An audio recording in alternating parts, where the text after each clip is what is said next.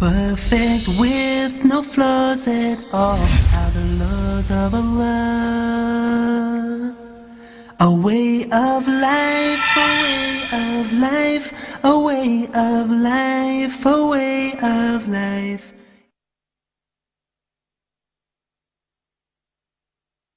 Assalamu alaikum wa rahmatullahi wa barakatuh. All praise belongs to Allah, and may His peace and blessings be upon His Prophet Muhammad sallallahu alaihi wasallam. I welcome you, dear viewers, to this episode where we are with our dear Shaykh discussing the topic of magic, sihr and witchcraft. We have joining us Sheikh Asim al-Hakim from Saudi Arabia, Sheikh Salim al-Amri from the UAE, and Sheikh Muhammad al-Sharif from Canada. May Allah reward you all for joining us. Now we're continuing to take a look at this very interesting topic of sihr and witchcraft and all of the things related to this. And one of the things, which we began to discuss in the last episode, which we didn't really finish, is the actual sorcerers, the magicians, the people of fortune tellers, whoever they may be. The fact that they sometimes like to fool mankind. Because we know that these people are working for Iblis, they're working for Shaitan. They're definitely not working towards good. But sometimes they'll pass themselves off as, I'm here to help you. I can offer you advice, I can give you something to wear that will protect you. And some people might even begin to trust them so much, they will pay them very large amounts of money, to offer them this so-called protection. I suppose we want to make sure that our viewers can understand what are the hallmarks so that we can know. I mean, you have a sheikh who recites the Quran, the ruqya, which is correct. They might call them a sheikh, they might call them, whatever they call them, who's obviously not doing the right thing. I'll start with you, Sheikh Asim, may Allah bless you and protect you. How can we tell, or how can we differentiate between the good and the bad? And the ugly. The ugly we'll leave for another episode. Bismillah ar-Rahman ar-Rahim, alhamdulillah, wa salatu wa salam ala rasulillah wa alihi wa sahbihi wa tabi'uhu ba'd. Akhi, we are instructed to judge people by their appearance and by what comes out from their mouths. So we cross-reference this with the Quran and Sunnah. You've stated that there are people who recite the Quran and they are shuyukh and we should trust them. Not always, because these sorcerers may pretend to be shuyukh.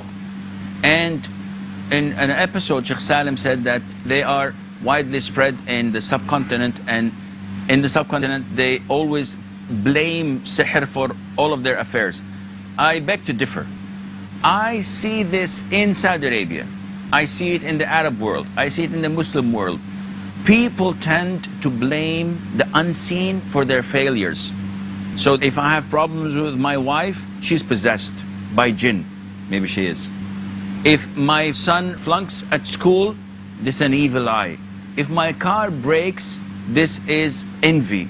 If I'm sacked from my job and I'm unable to find a job, a lot of the brothers and sisters send me emails saying, my husband is unable to find a job for 2 years. Could this be a magical spell? It can be, but it also can be that he's not being able to write a good CV, or he doesn't make the effort to go and look for work. So not qualified. Or he's not qualified. We tend to blame these unseen things and for our failures. It's a good justification. It's an easy way out. Now, they go to a lot of sorcerers, and we have in Arabia plenty of those, especially in Sudan, in Morocco, in Egypt. It's well known. Now, mashallah, I don't know if it's good to say mashallah or God forbid, they are on the internet.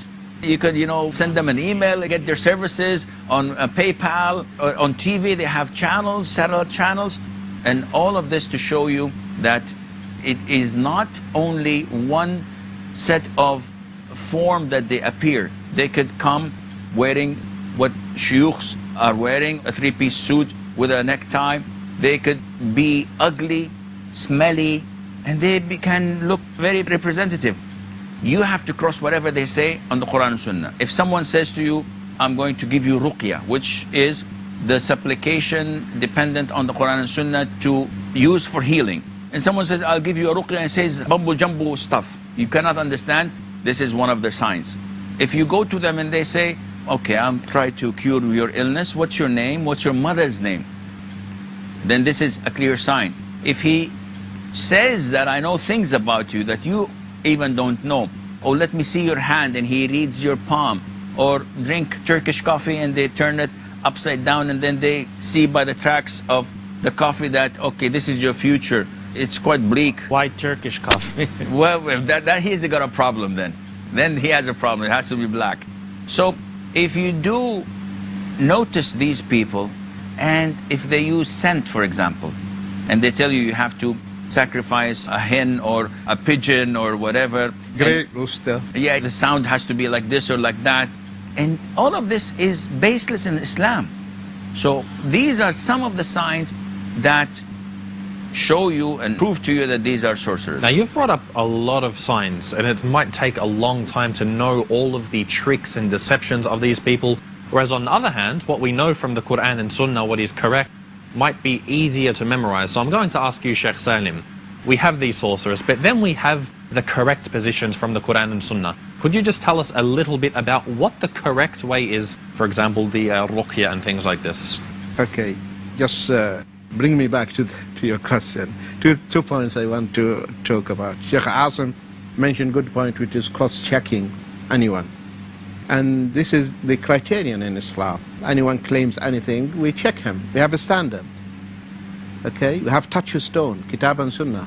We check him. That's why Imam Shafi'i said, إذا رأيت الرجل يطير في الهواء أو يمشي على الماء فلا تصدقوا حتى تعرضوا على الكتاب والسنة. If you see a man flying in the sky, walking on the water, don't believe him till you check him against Kitab and Sunnah. If he's upon Kitab and Sunnah, that could be karama happened for him, like the Sahaba, they walked on the water, etc.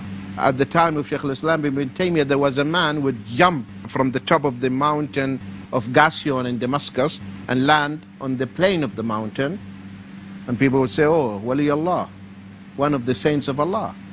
And that's the reason why he compiled his book, The Criterion Between Allah's Friends and the Satan's Friends. He said, yes, he's Wali, but he's Satan's Wali, Satan's friend. Shayateen are carrying him. Because Prophet Muhammad said in the authentic hadith, in Sunan Sa'id ibn Mansur, الجن ثلاثة أقسام قسم يطيرون وقسم على شكل حيات وكلاب وقسم يضعنون ويقيمون معكم. He said there are three types of jinn. One type, they are the flying type. They are flying type. They fly. So if you see someone flying, who's taking him? Not the broom. Okay? It is a shaitan is carrying him. Or you find him, they say, oh, we saw this wali on Arafat, on the day of Arafah. It is shayateen are carrying him. And Eid day he's back. So he doesn't, as Shaykh al-Islam mentioned, he didn't stay for the days of Mina. Which Hajj is this? Okay? So that is the shayateen. The second type, he said, they take the shapes of dogs. And snakes. And snakes. And he mentioned the types of dog. And snakes. And in Sahih Muslim, one of the Sahaba was killed by a snake that happened to be one of the shayateen.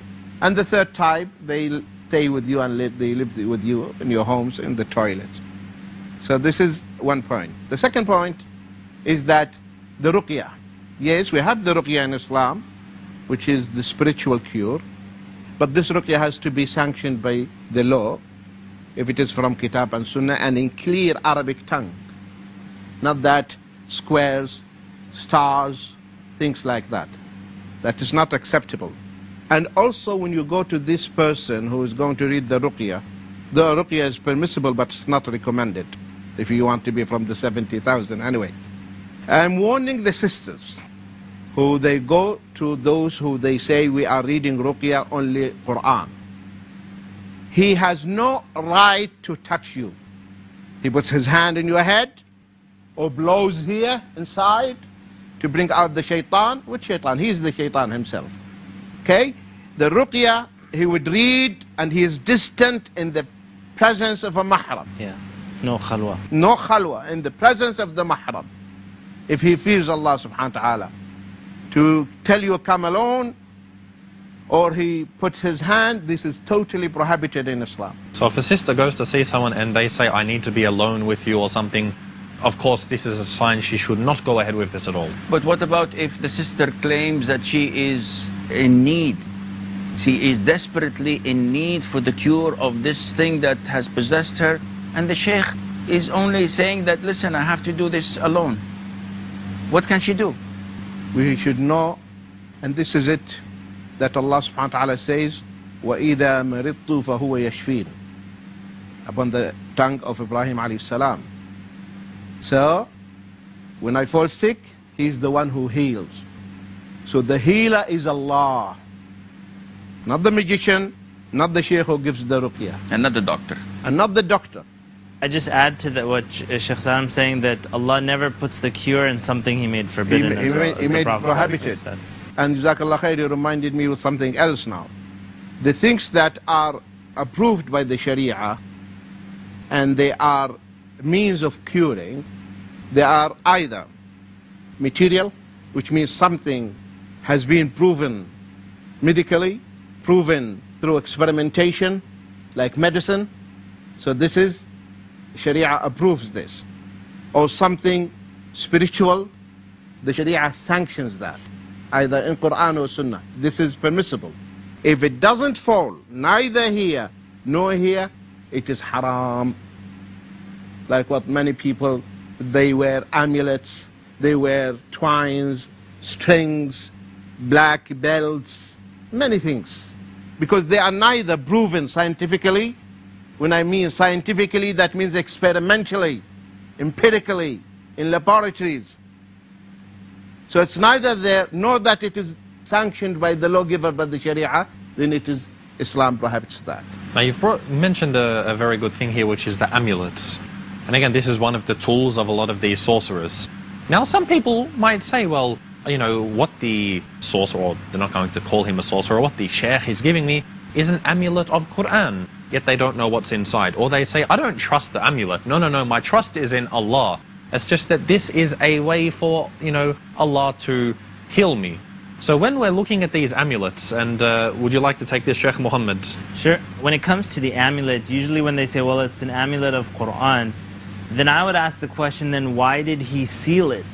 A lot of these amulets are sealed clothed, right? And if you're going to say that it's Quran, there was actually a boy one time in one of my Islamic studies classes, and he had an amulet, and I wanted to see what was inside. This sealed thing that's dipped in Zamzam water and is sold in the marketplace. I'm like, let's see what's inside. And I said, can I open it?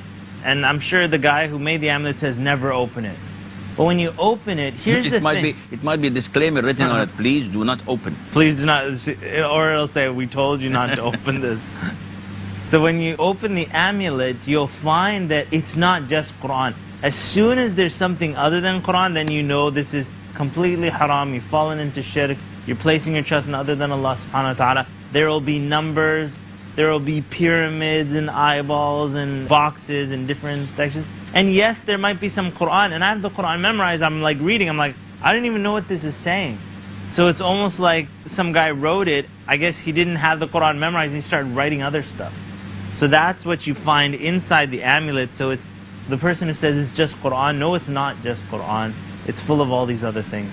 This is a very good point, and we're going to go to a break and continue with this, so may Allah reward you all. And dear viewers, also stay tuned, inshallah. We'll be back after a very short moment. Islam solves all of solves all of its problems. Assalamu alaikum wa rahmatullahi wa barakatuh. Welcome back, dear viewers. We are here discussing the topic of witchcraft, sorcery and magic. Now, before the break, Sheikh Muhammad, you were mentioning a story about, you know, these amulets that people are given and they're told never to open, and you actually did open one of them, and of course you found inside there was all of this mumbo-jumbo, maybe some Quran. Now, what happened after this, after you had it opened? Okay, see, the thing is, the reason that, you know, this isn't my culture, this is not the family of my culture, so I've never seen amulets before. So when this boy said, I have an amulet, and this boy's about, he was about 8 years old, I said, hey, let's, you know, I was excited, let's look inside, let's find.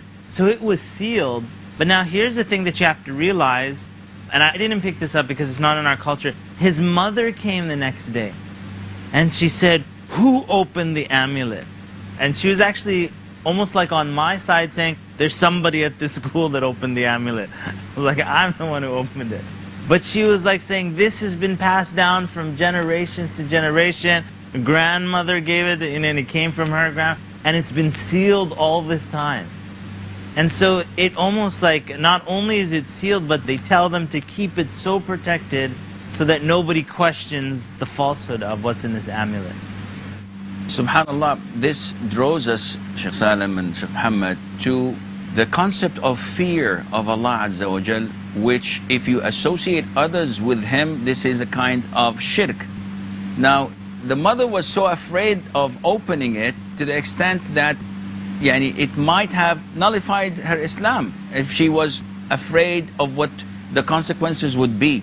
And I've seen this a lot in the Muslims who claim to be, Ya akhi, we're Muslims, we're believers, we're practicing, but they don't know and they don't realize that they're falling into shirk. One time, a friend who prays in the masjid in the congregation came to me with a paper. He said, Sheikh, someone passed this paper on all the neighborhood. And it had a vision of someone called Sakina or whatever who came to a girl in the night. It's not Imam Ahmad? No, not Hamad. And this Sakina bint al-Hussein came to this girl and she was blind and had an illness and she dropped 3 drops in her mouth and the girl woke up, alhamdulillah, and she was fine.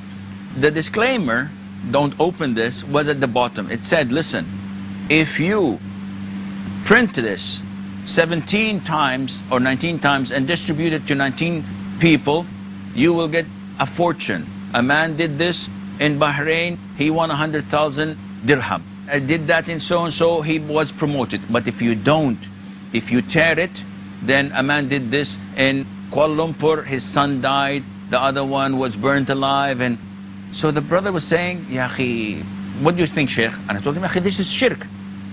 He said, Wallahi, subhanallah. Immediately, the minute I read it, I knew that it was shirk and it was all fabricated. Subhanallah, how dare these people spread it, Sheikh, in our neighborhood? I said, well, we have to inform them, akhi. Okay, go ahead and tear this one. He said, Sheikh, Wallahi, I don't know. You tear it. He doesn't want to take the risk, man. And I said, Subhanallah, you're just saying it's shirk. He said, yeah, I know, but he is hesitant. And this proves that his iman is not true, is not correct. He has this fear for others, like the fear of Allah Azza wa Jal. Next day on Friday, khutbah, I gave a khutbah, normal khutbah. At the end I read this and I tore it in front of the people. Whenever I say this story, people come to me and say, and what happened to you? Nothing happens. See, the biggest problem is that the people's hearts are not connected to Allah. So they seek benefit from other than Allah. They fear other than Allah. And they seek also refuge and protection from harmful things other than Allah. Now, you've brought up a good point. I just actually, before, I have a very personal story. When I was younger, and at the Islamic school there was like this talk about Jinn, and the kids started one story after the story, and everybody started getting scared to the point where, even for myself, I started getting scared, very scared of the Jinn. But I remember one day, I was about 12 years old, I said to myself, look at how much fear I have of the Jinn. And I said, wouldn't it be amazing if I feared Allah more? Allahu Akbar. And that solved the whole problem for me. Anytime I feel any type of fear of Jinn, saying Allah is more worthy of this fear being channeled to that, went for our salah that we miss and the haram that we do. That's the type of fear we should have of Allah subhanahu wa ta'ala, not for Jinn. Who cares about Jinn? SubhanAllah. Just mentioning this point, because you've given an example of this letter which they shared. We see this in the electronic age manifested in emails. And just a quick point about this, because a lot of people will get these in their inbox where it says, so I'll usually have a hadith which is always unauthentic, concocted story, and in the end it will say, pass this on to 10 people, otherwise, you'll have bad fortune. If you do pass it on, Allah will bless you. No doubt this will fall under the same ruling, that True. this is True. So if we do get these, delete them. You don't delete them, no, do not delete them. Because or then, don't believe in them. No, you have to reply. Akhi, this is your duty. When you see something that is bad or something that is even nullifying people's Islam and belief, you have to correct it and simply reply to all. Akhi, the hadith is fabricated because of this and that, and the belief that doing something would give you a fortune and not doing it would cause you harm is associating others with Allah Azza wa Jalla and His shirk. Wallahi, I did this so many times to people I don't know and they don't know me. And all of them say, Jazakallah khair, I didn't know, Jazakallah khair. Only 1 or 2 would say, may Allah curse you. SubhanAllah. But yeah, because this is what sells. They make their living out of it, of controlling people and scaring people and making them live in doubts. Now, before we get too far ahead, I was asking Sheikh Salim a question before, but we didn't get to do full justice to it. We were talking about the ways of error, the way of the sorcerers or whatever it might be. But then we have the ways of the Sunnah and the Quran. were mentioning, such as the ruqya and matters like this. I believe that you are still continuing with a little bit more detail on this. MashaAllah, the mashayikh are, MashaAllah, enriching the series, and they are raising many issues, so I don't know which one to catch and comment on. Anyway, just keep it, I'll come back to it. Go ahead. The amulets, okay? The Prophet ﷺ made it clear. He said, إِنَّ الرُّقَى وَالتَّمَائِمْ وَالتِّوَلَةِ شِرْكٌ مِّنْ عَمَلِ الشَّيْطَانِ. Tamaim, incantations, anything, whether it is a bead, okay? They have different types of beads, okay? Gray one for this eye ailment. If it is red, it stops the nasal bleeding. I remember this from childhood. This will ward off the evil eye. So that is Tamaim. Anything, even if it is from the Quran. Because Allah did not send the Quran down to be written and to be hung around our necks. Tamaim and Tiwala, which is bewitchment, which the Sheikh Asim mentioned, that either they make a husband love his wife and vice versa. Narruqa wa Tamaim, wa Tiwala, the Tiwala, the bewitchment, and the Tamaim, the talismans or the amulets. Shirk. These are the tricks of the min amal al-shaytan. These are satanic works. Another hadith, he said, Man allaqa tamima fala atamma Allahu lah. Whoever hangs or wears an amulet, may his affairs never be amended. He will never prosper, he will never succeed, because your trust is only, you are relying on this. Your tawakkul is on this piece that you are wearing. If I cut it, you are afraid that something might happen to you. The wife of Abdullah ibn Mas'ud, he came and he saw that she is wearing string or twine around her neck. He said, what is this? She said, I had an eye ailment and I went to a Jew. Again a Jew. A Jew. And he read on it, and I put it on and my eyes are fine now. He said, this happens in the household of Ibn Mas'ud? So he cut it. The moment he cut it, her eyes started watering. So he put his hands on her eyes and started reading. And everything stopped. So we have to know our Islam. Now, Islam taught us everything. How to protect ourselves. Reading on ourselves, the mu'awwadat, the quls, qul wallahu ahad, qul a'udhu bi rabbil falaq, qul a'udhu bi rabbin nas, and you blow, and you collect your hands and before you go to sleep. And you do this on your little children. If they can read by themselves, we have to teach them. If they are still infant, the mother can do this. And my advice for the mothers to read on the children when they want to go out. Or even the fathers, when you are going out with the children, read on your children.